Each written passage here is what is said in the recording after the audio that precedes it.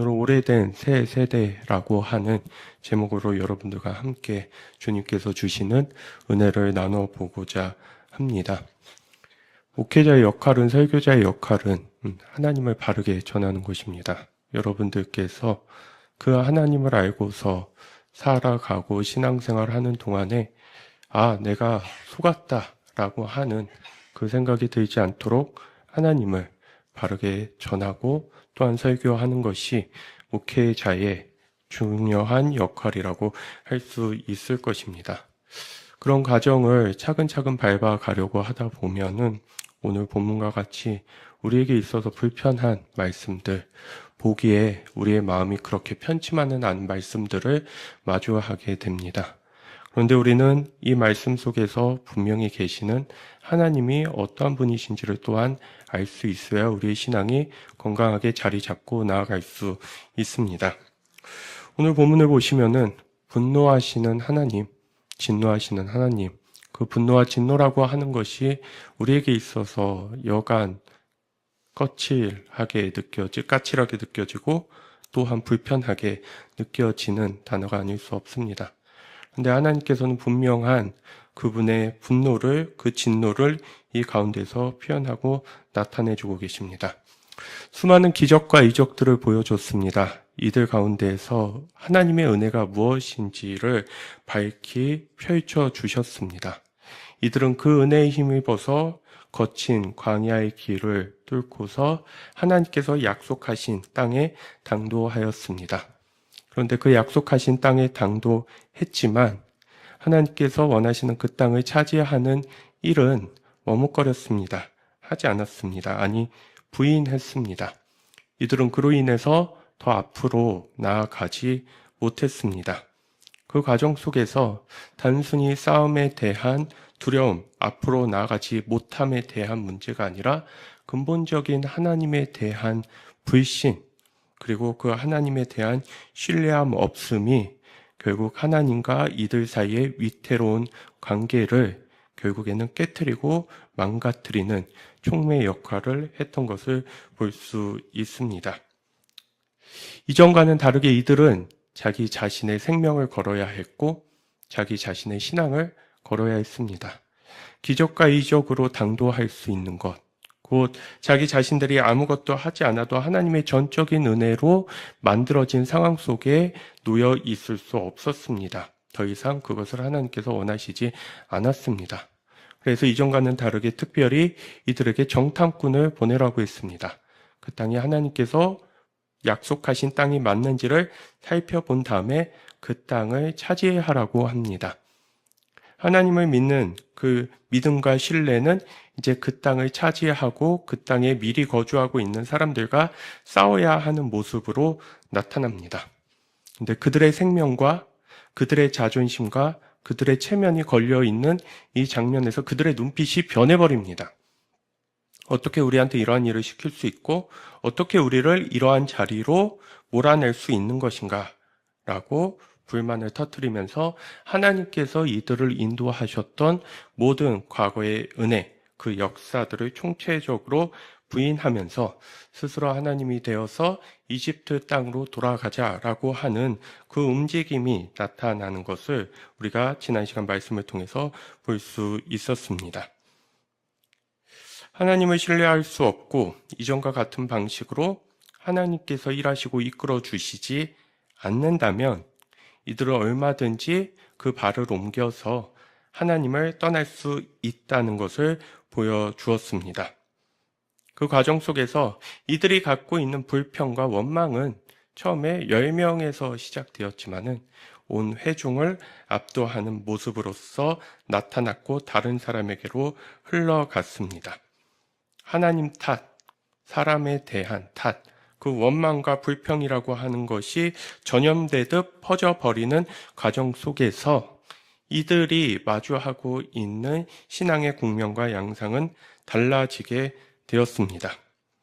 익숙하지 않았던 곳을 향해 나아가는 그 길에는 주님을 온전히 바라보고 신뢰함 가운데서 용기를 갖고 서야 하는 일이 있었습니다. 그런데 우리가 지난주 22절의 말씀을 통해서 확인하시면 알 수 있듯이 이들은 끝없이 하나님을 시험했습니다. 근데 그 시험이 하나님을 더 잘 믿어보기 위한 시험이 아니라 어떻게 하면 조금 순종하고 많은 것을 거둘 수 있을까? 반대로 어떻게 하면 그분을 온전히 쫓지 않고서도 내 신변에 별 위협이 없게 할 수 있을까에 대한 우리가 흔히 세상 말로 간을 본다고 하죠. 간을 보는 방식으로서 하나님을 시험했던 이들에게는 하나님을 진정으로 따르고자 하는 마음보단 오히려 이들 가운데서 해와 안 좋은 일이 닥치지 않도록 하기 위해서 하나님을 적당히 부담스럽지 않을 정도만 이용하고자 했었던 모습이 나타났던 것입니다. 이제 이들은 현실을 직시하고 과거를 내려놓은 채 새로운 방향을 설정하는 자리에 서야 합니다. 그래야 했습니다. 이전과 같은 생각과 마음으로는 더 나아갈 수 없다는 것을 하나님께서 아주 분명하게 이들에게 알려주셨습니다. 그런데 이들은 기존의 방식대로 불평하면서 끌려가는 대로 하나님의 강권적인 이끄심에 따라서 그냥 흘러갔을 뿐이지 변화된 생각과 마음과 하나님께서 원하는 의식을 가지고 전혀 서지 않았다는 것을 우리는 말씀을 통해서 확인할 수 있습니다. 내가 나의 욕심으로 살고자 하는 마음으로 더 나아갈 수 있을 것인가? 하나님께서는 없다고 말씀하십니다. 나를 내어놓지 않고서 가질 수 있는 신앙이 앞으로 존재할 수 있을 것인가? 라고 했을 때 하나님께서는 그럴 수 없다고 하셨습니다. 아니 무슨 신앙을 그 정도까지 심오하고 마음을 다해 정성을 다해 뜻을 다해서 가져야 하는 것인가? 라는 의문 앞에서 하나님께서는 이제는 그 전까지는 어떻게 나갔는지 모르겠지만 이제는 그 정도의 신뢰와 그 정도의 신앙을 갖지 않고서는 나아갈 수 없는 길이라는 것을 이들에게 알려줬습니다. 이것은 위기이기도 했지만 신앙의 전환점이 되는 자리였습니다. 곧 이전의 의식과 생각으로는 더 감당할 수 없다. 그래서 이들에게 무엇을 제시합니까? 싸워야 된다. 근데 그 싸움이 사람의 힘으로 감당할 수 없는 것이기에 하나님을 믿고 의지하고 신뢰하는 것으로서 그 싸움을 감당해야 한다고 얘기하고 있습니다.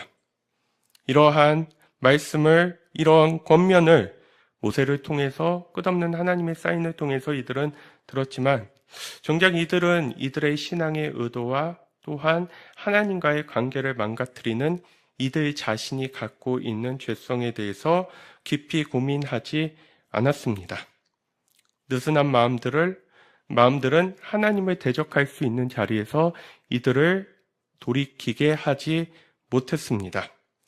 이들은 자기 자신과 하나님 사이에 가로막고 있는 그 죄보다도 당장 자신들의 불편함과 어려움, 자신들의 생명에만 더욱더 관심을 갖고 있었기에 하나님의 뜻과 의지에는 마음을 두지 않았습니다. 그럼 그들에게는 불순종과 거역, 그릇된 자기 주장을 옳게 인정받으려고 하는 모습들로 나타나게 되었습니다. 하나님의 뜻보다도 하나님의 의도보다도 이들은 여론과 대중의 선호도가 이들의 앞날을 결정하고 나아가는 데 있어서 핵심적이고 중요한 일이 되어버렸습니다. 그래서 이 10명의 정탐꾼은 하나님의 마음을 두드리면서 하나님께 엿주는 길을 나아가기보다는 사람들을 선동하려고 했다는 것. 그 선동의 모습, 그 선동의 죄가 오늘 본문 가운데에서 하나님께서 지적하고 계시는 이들의 죄임을 또한 알려주고 있습니다. 이 상황 속에서 26절, 27절에서 이렇게 말씀하고 있습니다. 주님께서 모세와 아론에게 말씀하셨다. 나를 원망하는 이 악한 회중이 언제까지 그럴 것이냐? 나를 원망하는 이스라엘 자손의 원망을 내가 들었다. 자, 나를 원망하는 이 악한 회중이 언제까지 나를 계속해서 원망할 것이냐. 이 원망하는 이스라엘 자손의 원망을 들었다라고 말씀하시면서 28절에서 이렇게 얘기합니다. 너는 그들에게 이렇게 말하여라. 나 주의 말이다. 내가 나의 삶을 두고 맹세한다. 너희가 나의 귀에 들리도록 말한 그대로 내가 반드시 너희에게 하겠다라고 합니다. 이들이 하나님께 했던 그 말한 그대로 이들에게 돌려주겠다라는 것입니다. 이들이 했던 말을 잘 생각해 보시기를 바랍니다. 이들이 했던 말이 어려움 가운데서 한 번쯤 했었던 푸념, 그리고 원래는 그렇지 않는데 너무 상황이 고되다 보니까는 하나님께 어쩔 수 없이 했던 말이었다면 하나님께서는 이것을 가지고서 이렇게 엄하게 말씀하지 않으셨을 것입니다. 그런데 하나님께서는 이 장면을 뭐로 보셨습니까? 이들의 말에는 이들의 생각과 기본적인 삶의 자세와 신앙과 하나님에 대한 근본적인 믿음이 담겨 있다고 보셨습니다. 그냥 한순간의 실수처럼 너무 힘들어서 말이 헛나왔어요. 제 마음은 그게 아닌데 이렇게 됐어요 라고 얘기한 것이 아니라 이들이 하나님께 했었던 불평과 원망이 하나님에 대해서 가지고 있었던 이들의 가장 기초적이고 토대가 되는 생각이었다는 것을 이 하나님의 말씀과 반응을 통해서 볼 수 있습니다.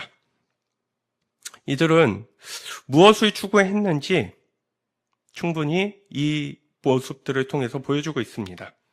이들의 신앙은 하나님께 가지도 못했을 뿐더러 지금의 자리에서 모세는커녕 갈렙과 여호수아의 말에 대응하는 이들의 태도만 보더라도 이들이 하나님이 아닌 무엇을 담고 이들의 삶 가운데 나아갔는지를 보여주고 있는 것입니다. 하나님 자녀로서의 이들의 연극은 그래서 의도하지는 않았을지 몰라도 여기에서 끝이 나버렸습니다. 이제까지나 하나님의 그 은혜 가운데에서 적당히 하나님의 자녀로 살아갈 수 있었기에 그 하나님의 손에 이끌리듯 따라가는 이들의 모습 속에서도 하나님의 자녀라고 할 수 있는 부분들이 있었습니다. 근데 이제 더 이상 이들 가운데서 하나님의 자녀라고 할 수 있는 모습은 오늘 이 하나님의 선언을 통해서 온전히 다 벗겨져 버렸다는 것을 볼 수 있습니다. 하나님 자녀로서의 흉내는 더 이상 이루어질 수 없다는 것을 천명하셨습니다. 더 이상 흉내로 이루어지는 관계가 아니라 진짜 하나님의 자녀가 될 것이냐, 그 자리에 설 것이냐 라고 하는 그 선택의 기로에 놓여져 있습니다. 근데 그 선택을 하기란 쉽지 않습니다. 아무리 마음을 돌이키고 주님께 회개하고 그 뜻을 하나님께 둔다 할지라도 이들은 약속한 땅에 들어가지 못합니다. 그럼에도 이들이 이 관계를 놓지 않고 붙잡을 수 있는 것은 단 한 가지 이유가 되겠죠. 하나님이 너무 소중해서 그 하나님을 놓칠 수 없어.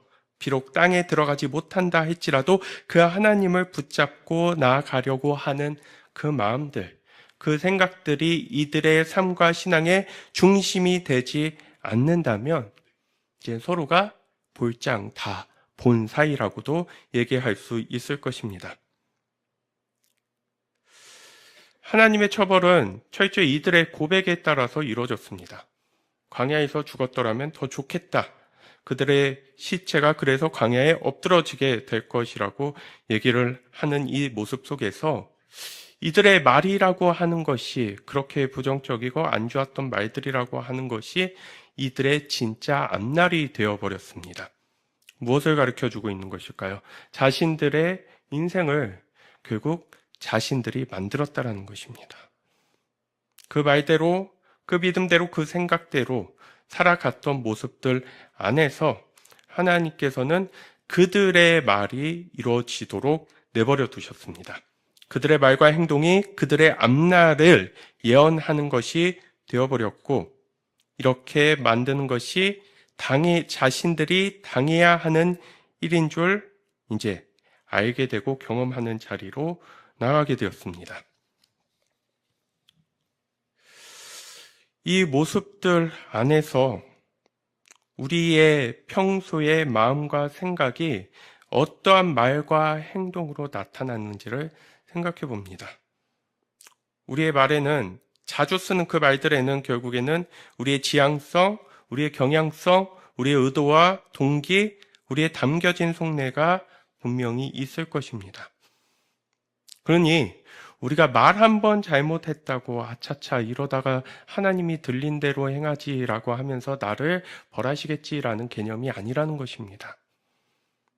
결국 오랫동안 생각해왔고 믿어왔고 붙들어 왔던 것들이 뭐로 표현된다라는 것입니까? 말로 표현된다는 것.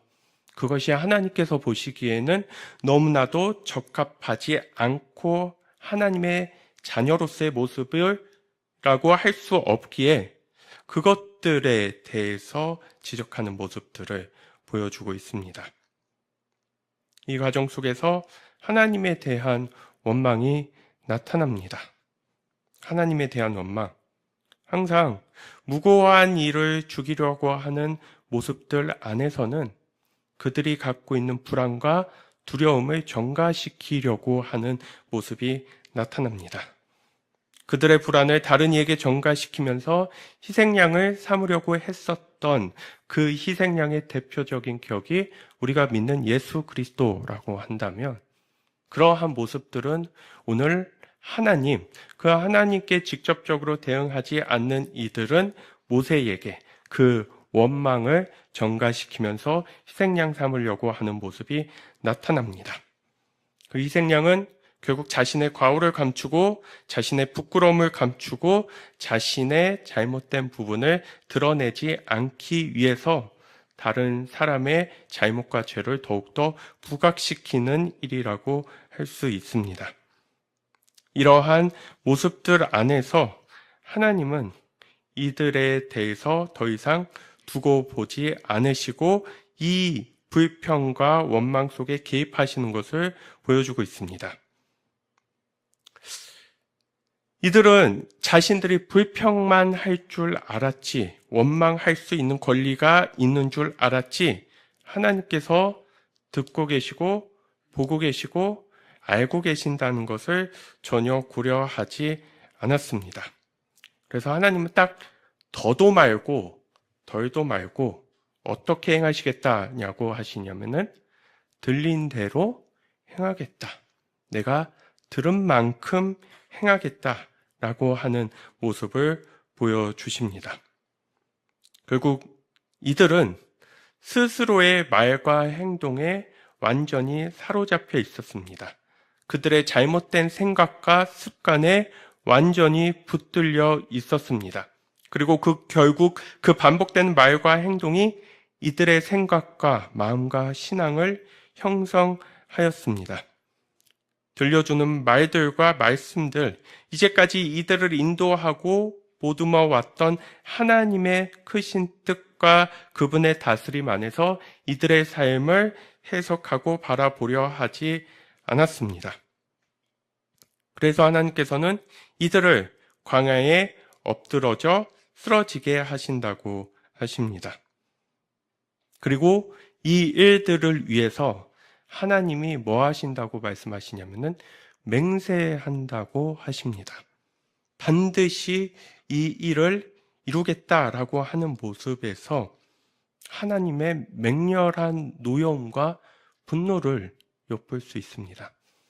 너무나도 사랑하고 극진히 아꼈고 소중히 여겼기에 이들을 향한 기대와 사랑이라고 하는 것은 엄청난 배신감과 절망으로 다가오게 되었고, 그럴듯한 좋은 이미지로 덧입혀져서 많은 사람들에게 별 거부감 없이 보여줘야 하는 하나님의 모습이 아니라 진노하시는 하나님, 분노하시는 하나님, 그 옳지 못한 일들 앞에서 사람이 부담스러워하고 거부감을 느끼고 싫어할 수 있다 할지라도 하나님은 이들에 대한 그분의 생각과 마음을 과감없이 표현하시는 그 말씀들을 보여주고 있습니다.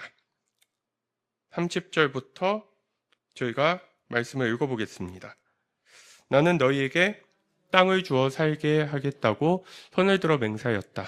그러나 이제 너희는 그 땅으로 들어가지 못할 것이다. 다만 여분네의 아들 갈렙과 눈의 아들 여호수아만이 들어갈 것이다. 계속해서 보겠습니다. 너희가 사로잡혀 갈 것이라고 걱정한 너희의 어린 것들은 내가 이끌고 너희가 거절한 그 땅으로 들어가겠다.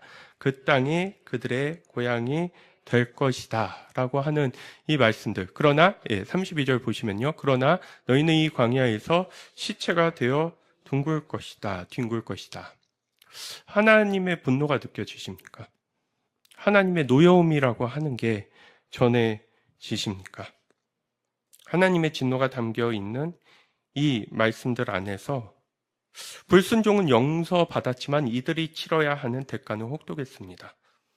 우리가 이 말씀을 볼 때 지난주 설교 말씀이랑 연결시켜 보면요. 당혹스럽습니다. 왜 당혹스러울까요? 용서하셨다고 하셨는데 이 30절부터 32절에 보이는 말씀은 대체 뭐지? 라는 생각을 해봅니다. 근데 여기에서 당혹스러운 것, 이러한 모습들 안에서 우리가 전혀 용서라고 느껴지지 않는 것은 우리가 이렇게 생각해 보면 쉽습니다. 내가 5년형을 받을 줄 알았는데 판사의 선처로 3년형을 받았습니다. 그러면 그 사람은 그 선처해준 판사에 대해서 뭐라고 할까요? 감사합니다, 고맙습니다 라고 하면서 비록 그가 형을 살아야 하기는 하지만은 그래도 나는 최저가 정말 5년일 줄 알았는데 3년밖에 되지 않는구나, 2년밖에 되지 않는구나 라고 하면은 불행 중 다행이라고 느끼거나 안도감을 느낄 수 있을 것입니다. 왜 안도감을 느낄까요? 내 죄가 내가 받은 형보다도 훨씬 더 큰 줄 알았는데, 받을 형보다도 훨씬 더 클 줄 알았는데 그렇지 않다는 것을 알게 되는 순간 이것이 감사의 고백으로 될 수 있다는 것입니다. 우리도 마찬가지입니다. 나의 고난이 나의 죄보다 가볍다라는 생각을 하면은 우리는 감사하게 됩니다. 내가 삶 가운데서 어려움을 겪고 힘듦이 있지만, 그래, 이 어려움과 힘듦이라는 것, 내가 가졌던 못된 모습들과 악한 삶에 비하면은 그래도 이 정도만 하더라도 감사하다라는 것이 될 수 있는 것. 여기에서 하나님의 용서와 사랑이라는 것을 느낄 수 있는 것은 어떠한 자가 느낄 수 있다는 것입니까? 하나님이 보여주시는 선처의 절대적 요소가 아니라 무엇에 대한 요소죠? 하나님과의 관계 안에서 그 하나님 앞에서 내가 어떠한 자인지를 성찰하고 돌아볼 수 있는 자, 나의 현실과 본 모습을 직시할 수 있는 자가 뭐하다는 것입니까? 하나님이 나를 정말 사랑하시고 배려해 주셨구나. 하나님이 나를 정말 건져주시고 이만하게 나를 내버려 두셨구나 라고 하는 것을 생각해 볼 수 있습니다. 자신을 기준으로 이러한 말씀을 본다면 이게 무슨 하나님이 용서하시는 거고 하나님이 사랑하시는 것이냐 할 것입니다. 그런데 자신의 기준이 아니라 하나님의 기준으로 자기 자신을 들여다볼 수 있는 자는 지금 당장 내가 죽지 않는 것 자체가 하나님의 은혜와 사랑과 기다림이시다라고 하는 고백으로 나아갈 수 있는 것입니다. 자신이 하나님 앞에서 진정한 죄인임을 스스로 느끼고 알게 되었을 때 우리는 삶에서 우리가 겪게 되는 어려움과 역경의 정도 안에서도 하나님의 은혜와 사랑을 발견하며 감사할 수 있는 자리로 나갈 수 있게 됩니다. 36절에서 37절에 대한 말씀은 나쁜 소문을 퍼뜨린 사람들, 유언비어를 퍼뜨린 사람들에 대해서 주님 앞에서 재앙을 받아서 죽었다고 얘기합니다. 악평은 그들 자신의 문제로 그치지 않았고 공동체 전체의 문제로 이어졌습니다. 그리고 하나님의 영광을 가리고 모세의 생명까지도 빼앗아 가려고 했었던 문제를 낳게 되었습니다. 여호수아와 갈렙도 그 가운데서 자신들의 안전을 기할 수 없었을 것입니다. 이러한 상황 속에서 이들은 하나님께서 인도하시는 과정 속에서 하나님이 약속하신 땅으로 들어가는 운명이 아니라 이제는 죽을 운명으로 바뀌어버렸습니다. 이들 스스로 하나님을 뜻을 저버린 가운데에서 하나님이 이들에게 내린 이 사형선고와 같은 의미를 생각해 본다면 언제까지라고 했었던 의미와 연결시켜 볼 수 있습니다. 언제까지 이럴 것이냐라고 했었던 하나님의 질문 속에는 너희는 끝까지 돌이키지 않겠구나. 너희는 더 이상 이 가운데에서 하나님이 원하시는 마음과 생각으로 나아가지 않겠구나라고 하는 하나님의 예측이 보이는 것을 또한 확인할 수 있습니다. 이렇게 해서 쭉 나왔던 말씀들을 보시면은 1세대는 들어가지 못하게 되었고 40일의 날수를 계산해서 40년 동안 광야에서 방황하는 그 선언들이 오늘 읽었던 본문 가운데 나타납니다. 약속한 땅에 들어가는 것이 아니라 죽을 운명으로 바뀌어버린 이들 가운데에서 모든 희망이 끊어진 것 같았지만 그렇지 않았습니다. 지난주에 우리가 읽었던 24절에서도 오늘 계속해서 나와 있는 38절의 말씀과 30절의 말씀, 30절 말씀 읽어보시면은 하나님이 어떤 선언을 해주고 계십니까? 나는 너희에게 땅을 주어 살게 하겠다고 손을 들어 맹세하였다. 그러나 이제 너희는 그 땅으로 들어가지 못할 것이다. 다만 여분네 아들 갈렙과 눈의 아들 여호수아만이 들어갈 것이다. 누가 들어간다고 얘기하고 있죠? 여분네의 아들 갈렙과 눈의 아들 여호수아만 들어간다라고 나와 있습니다. 38절에서는 다시 이 말씀을 번복해서 계속 들려주십니다. 그 땅을 탐지하러 갔던 사람들 가운데서 다만 눈의 아들 여호수아와 여분네의 아들 갈렙만이 살아남았다라고 얘기합니다. 이 말씀은 우리에게 있어서 다 알고 있는 결과지만은 의아한 질문을 던질 수 있게 합니다. 왜 그럴까요? 여호수아와 갈렙은 1세대 사람입니다.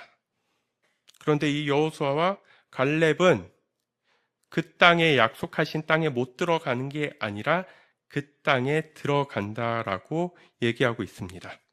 너희가 거절한 그 땅으로 들어가겠다라고 하시는 하나님의 이 말씀 속에서 이것은 모든 사람이 다 죽어서 끝나버린 절망이 아니라 새로운 생명이 그 죽음 가운데서도 여전히 이어지고 있으며 또한 자라나고 있다는 것을 보여주고 있습니다.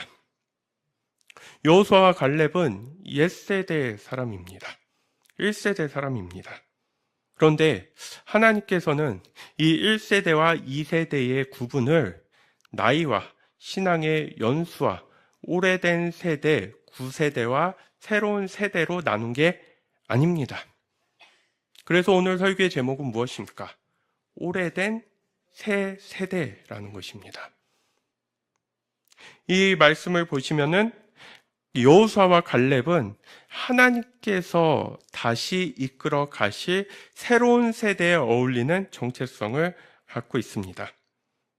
옛세대는 가나안 원수들과 과감하게 맞서기를 거부함으로써 자신들의 생명을 스스로 구원하기를 바랬습니다. 옛세대는 자신들의 삶을 자신들의 손으로 개척하려 했었고 하나님을 바라봄으로써가 아니라 자신들의 생각과 계산으로 보존하기를 원하는 사람들이었습니다. 그런데 새로운 세대는 이와 전혀 다른 모습으로 서 있는 것을 볼 수 있습니다. 새로운 세대는 그 하나님을 의지하고 신뢰함으로 그분이 이끄시고자 하는 자리에 서고자 합니다. 똑같은 사람인지라 왜 무섭지 않을까요? 왜 두렵고 떨리지 않을까요? 앞날에 대한 걱정과 두려움이 왜 없을까요? 그러나 이들에게는 하나님께서 주시는 약속과 이끄심이 이 모든 것들을 뒤로하고 쫓아갈 수 있을 만큼 참으로 중요한 그러한 사람들이었습니다.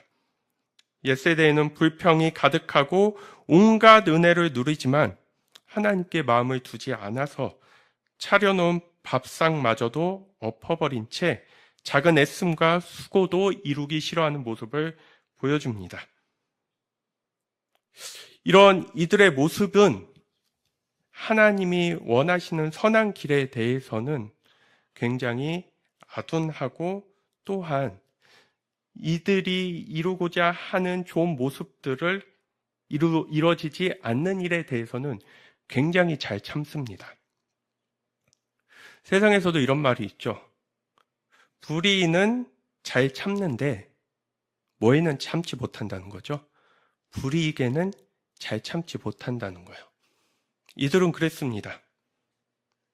하나님께서 원하시는 의에 관한 일에는 어두웠고 그 관계의 역할과 충실성을 온전히 감당하려 하지 않았지만 이들과 연관되어 있는 불이익에서는 먹는 거에 대해서는 잘 곳에 대해서는 생활의 편리함에 대해서는 전혀 참지 못하는 모습을 보여줍니다.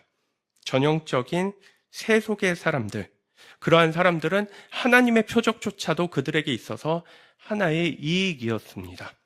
그것이 이익이 되면은 하나님 살아계시는 거고 이익이 되지 않으면 하나님이 살아계시지 않는 것이었습니다. 어떻게 해야 새로운 세대가 될 수 있을까요? 하나님이 보여주시는 길 위에 서서 하나님이 이끄시고 하나님의 존재를 드러내실 때 그 하나님을 바라보면서 새로운 세대의 관점과 가치관을 갖는 모습들, 과거의 실패로부터 배우고 하나님을 의지하면서 신뢰하며 나아가는 그 모습들 위에 섰을 때 우리는 새로운 세대의 의미가 무엇인지를 알 수 있는 자리에 동시에 서게 될 것입니다. 광야에서 끝내 거꾸러질 세대에 대해서 하나님께서는 미리 정해놓으신 것이 아니라는 그 메시지를 우리에게 전해줍니다.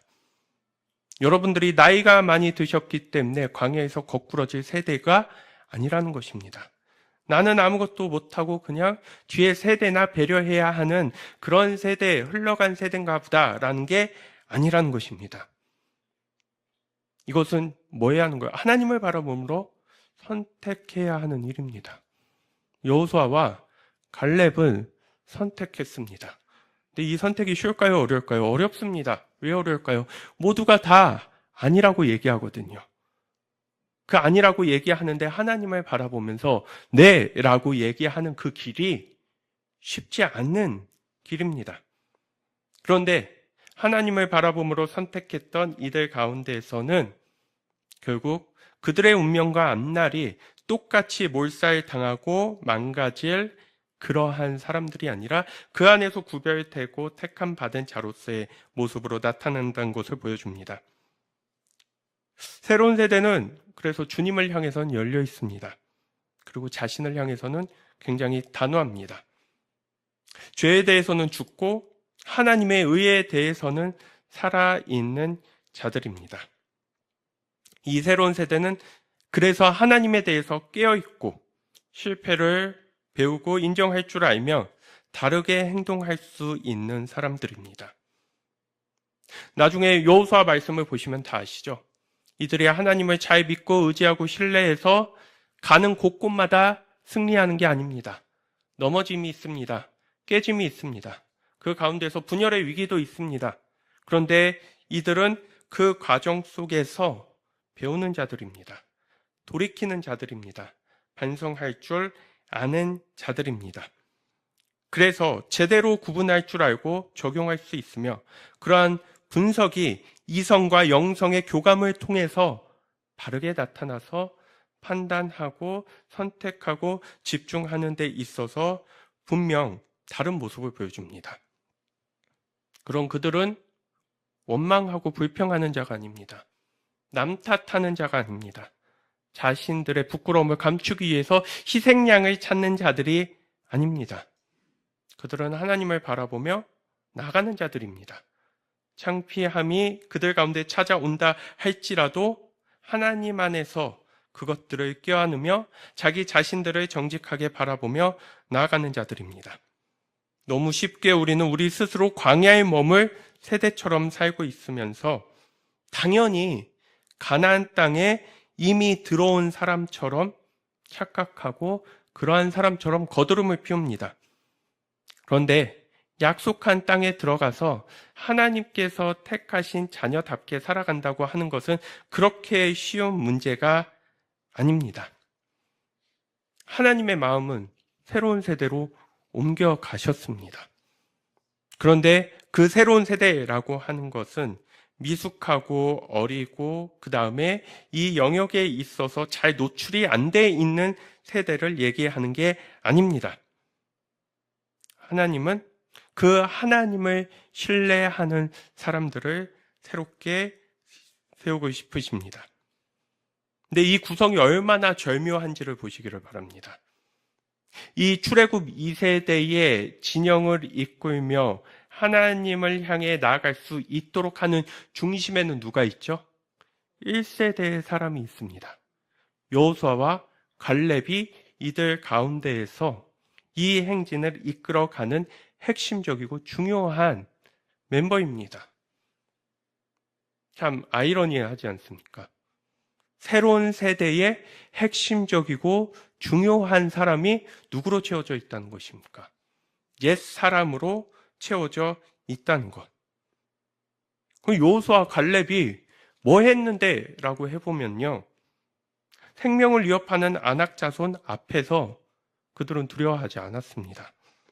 또한 그들이 바른 말을 하면서 온 회중이 그를 죽이려고 할 때 그들은 물러서지 않았습니다. 세대를 아우를 수 있는 그 용기, 하나님을 향한 신뢰라고 하는 것은 새로운 세대조차도 쉽게 따라하거나 범접할 수 없는 모범이 되고 본이 되는 그런 모습들을 보여주었습니다. 싸워야 할 때 앞장서는 자들, 솔선수범하며 책임을 감당하는 자들, 모두가 아니라고 할 때도 하나님의 뜻에 물러서지 않았던 이들을 향해서 너희가 어떻게 광야에서 널브러지고 시체가 뒹굴어지게 될 1세대냐라고 하는 하나님의 영예로운 선언과 이들을 향한 고백이 이 가운데 담겨 있는 것을 볼 수 있습니다. 또한 놀라운 것은 무엇입니까? 이 새로운 세대는 여호수아와 갈렙을 자신들을 이끌어줄 리더로 인정했다는 것입니다. 이들이 보여주는 모습이 고리타분하거나 아니면 구시대적으로서 유행에 뒤떨어지고 시대에 뒤떨어진 것으로 생각하지 않았습니다. 오랜 시간이 지나가도 우리 가운데에서 변할 수 없는 본질적이고 실체적인 믿음의 내용들과 모습이 있습니다. 그것은 오래된다고 해서 낡아지는 것이 아니라 오래될수록 더욱더 고귀해지고 빛이 나는 것을 볼 수 있다면 여호수아와 갈렙은 바로 그러한 모습을 보여줍니다. 하나님은 이 말씀을 통해서 새로운 세대로 옮겨가자라고 합니다. 광야에서 방황하고 머무는 자들로 아직 끝낼 수 없다는 것을 우리에게 보여주십니다. 새로운 세대는 누가 하느냐에 대한 그런 문제가 아닙니다. 갈렙과 여호수아는 다른 사람이 어떻게 말하는지에 관심을 두지 않았고 그것에 따라서 자신들의 생각을 바꾸거나 고치지 않았으며 또한 핵심적인 문제로 생각하지 않았습니다. 하나님께 마음을 두는 자들, 하나님의 뜻에 붙들림 받는 자들, 이러한 이들의 모습은 불평하고 자기 변명만 늘어났었던 세대와는 분명히 다르다는 것을 보여줍니다. 하나님은 세대를 나누신 것이 아니라 하나님의 말씀에 순종하는 새로운 세대를 다시 세우고 싶으셨습니다. 하나님은 새롭게 다시 만들고 싶으십니다. 그것을 통해서 이 땅을 향한 하나님의 소망과 그 하나님의 꿈이 아직 끝나지 않으셨다는 것을 알려주고 보여주고 싶어 하십니다. 하나님은 하나님의 자녀가 정말 그 자녀로서 합당하게 되기를 원하고 바라셨습니다. 소수이지만 가장 강력한 리더십은 여호수아와 갈렙이라는 1세대 사람들에게 주어졌다면 이것은 결국 세대에 대한 문제로 생각해 봐야 하는 것이 아니라 하나님에 대한 중심의 문제로 생각해야 하는 것임을 볼 수 있습니다. 그래서 이들이 이후에 만들어내는 모습은 이전과는 다릅니다.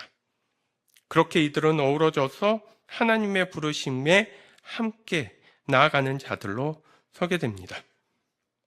하나님의 기적과 이적을 받지만 생각과 의식은 여전히 이전에 머물러 있고 내가 가지고 있었던 것에 의존하면서 하나님이 불변과 영원으로 존재하시는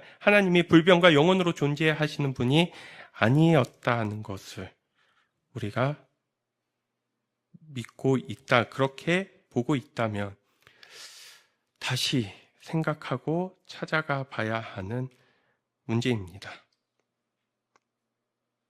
하나님은 반드시 그분께서 말씀하신 대로 하고야 말겠다는 의지를 오늘 본문 가운데에서 보여주십니다.